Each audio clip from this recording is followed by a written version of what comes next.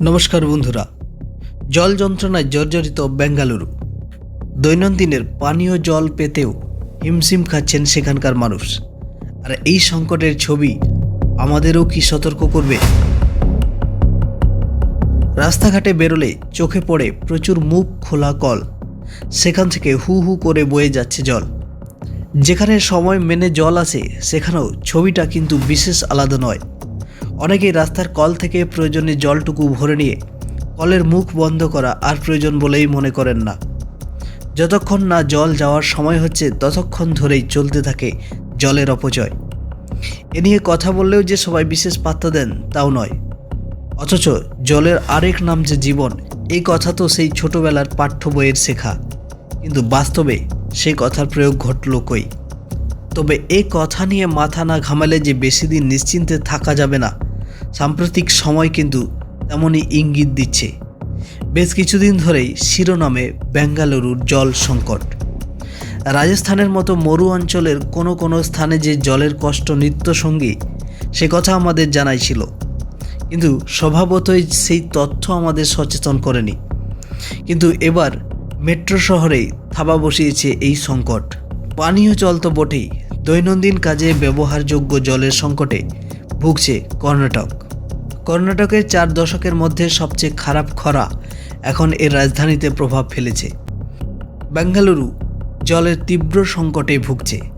শহরটির বাসিন্দা প্রায় 14 মিলিয়ন, এবং যার জন্য প্রতিদিন 2600 থেকে 2800 মিলিয়ন লিটার জলের প্রয়োজন।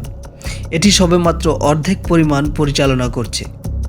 শহরের 13,000-এর বেশি বোরওয়েলগুলির মধ্যে প্রায় 7,000 শুকিয়ে গেছে। এই সংকট স্কুল, হাসপাতাল, শিল্প, এমনকি শহরের আইটি হাবকেও প্রভাবিত করেছে।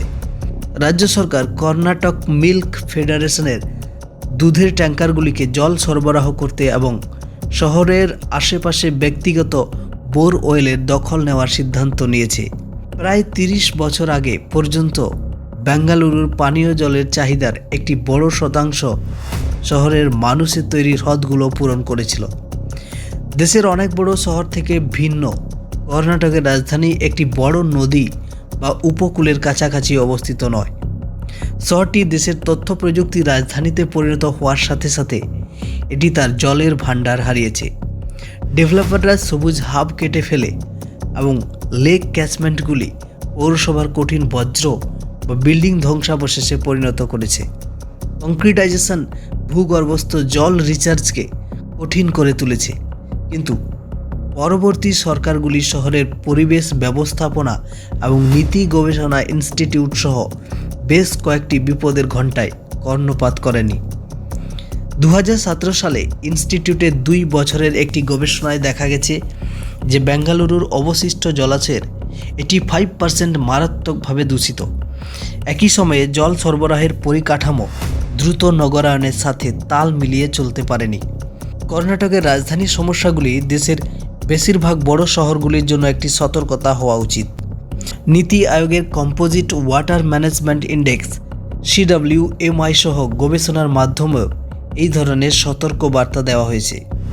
সরকারি থিঙ্ক ট্যাঙ্কের 2018 সালের সমীক্ষায় পূর্বাভাস দেওয়া হয়েছে যে বেঙ্গালুরু সহ 21টি শহরে 2030 সালের মধ্যে ভূগর্ভস্থ জল শেষ হয়ে যাবে।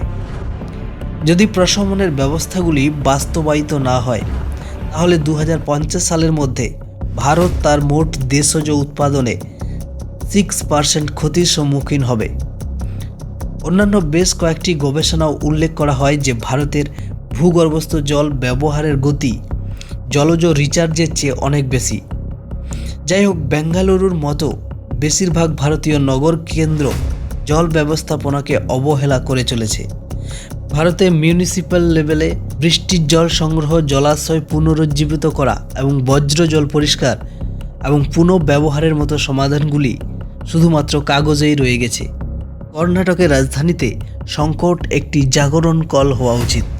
শহরের বেশিরভাগ এলাকার নলকূপ শুকিয়ে গিয়েছে, জলস্তর নিচে নেমে গেছে। গত কয়েক মাস ধরে কম বৃষ্টি হওয়ার ফলে সমস্যা আরও বেড়েছে। নলকূপ শুকিয়ে যাওয়ায় পর্যাপ্ত জলের যোগান দেওয়াও অসম্ভব হয়ে যাচ্ছে। আর এই অবস্থায় বুঝিয়ে দিচ্ছে কেবল নগরায়ন বা নগরের সৌন্দর্যায়ন করে মানুষের প্রাথমিক চাহিদাগুলিকে পূরণ করা যায় না। যে চাহিদা প্রকৃতি থেকেই মেটে, তার জন্য প্রকৃতিকে যত্ন করাটাও জরুরি প্রাকৃতিক সম্পদের প্রতি যত্নবান হওয়া। বেঙ্গালুরু না হয় এই কথা হোকে শিখল, কিন্তু আমরা দেখেও শিখব কি